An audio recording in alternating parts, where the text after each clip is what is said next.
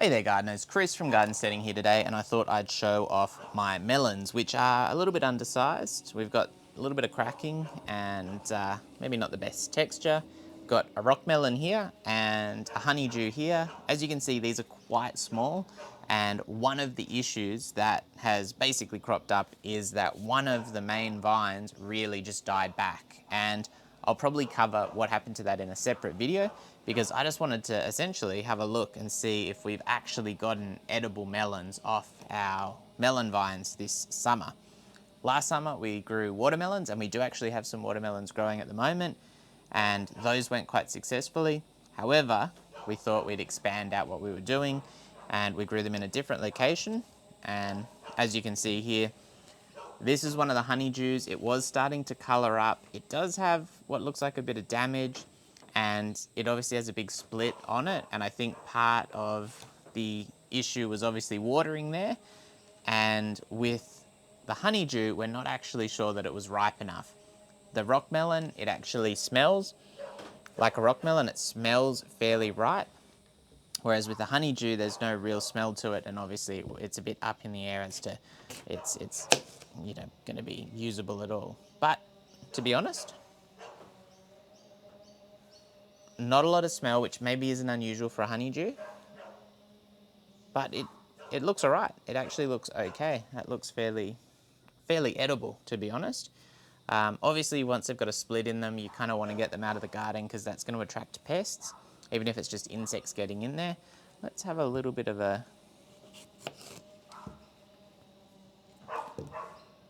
taste test, because I mean, it looks good. That's actually perfect. Subtle. It may be a little bit underripe. It's hard for me to tell, to be honest.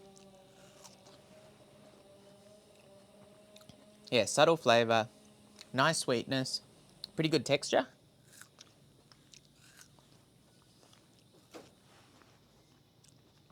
Definitely the seal of approval on this one.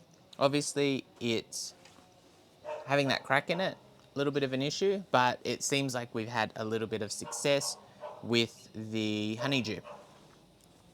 Now, when we're talking about our rockmelon, well, this one looks much better.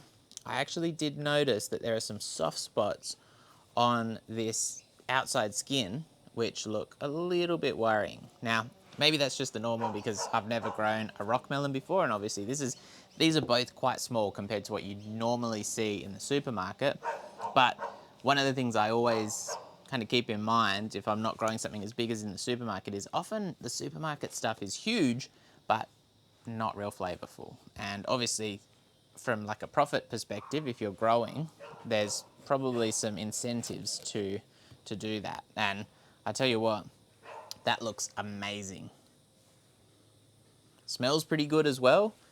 Rockmelons, I would say, aren't my favourite melon, because rockmelon can be a little bit pungent, and so it's probably something most people love or hate, or are just indifferent to.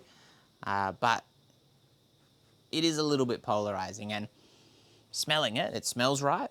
It looks great, as we can see here. And yeah, let's give it a taste. Very juicy.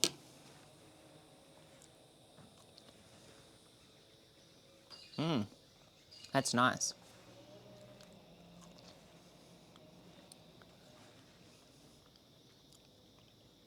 It is obviously a rockmelon, so it's again, the flavor's a little bit more subtle, maybe because it's not quite as ripe as it could be, but that takes away kind of that pungency from that more traditional honeydew. It's probably not as sweet either as a result, which again might just come down to not being quite ripe.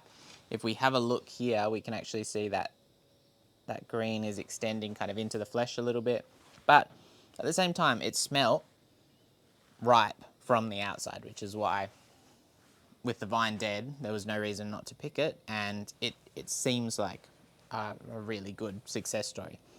And these are quite small as well, which in some ways, because there's only two of us, melons at this size, especially if you're making salads and things like that, it's pretty much perfect. And if you pick them at the right time, you can no doubt keep them for a little while as well and store them and get some good kind of time out of them, because no one wants to be eating 10 melons all at exactly the same time. It's something that's probably going to turn you off whatever melon you've grown and you're eating. But let's have a closer look.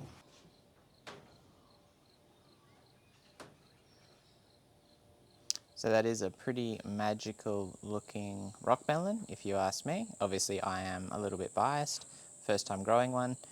The big wasp that lives out on our veranda is very excited as well. Oh no, that's a horsefly. It's landed on the lens. But yeah, so very, very happy with that.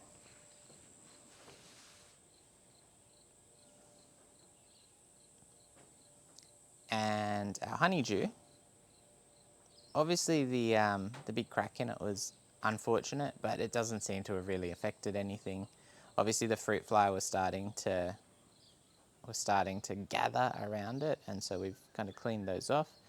And overall, I think this is a really great outcome, and it goes to show that really the effort we put into this was fairly small. I think with a pretty simple setup, you could probably get this result quite easily, assuming you've got the water to keep these alive and to ensure that they can grow quite well.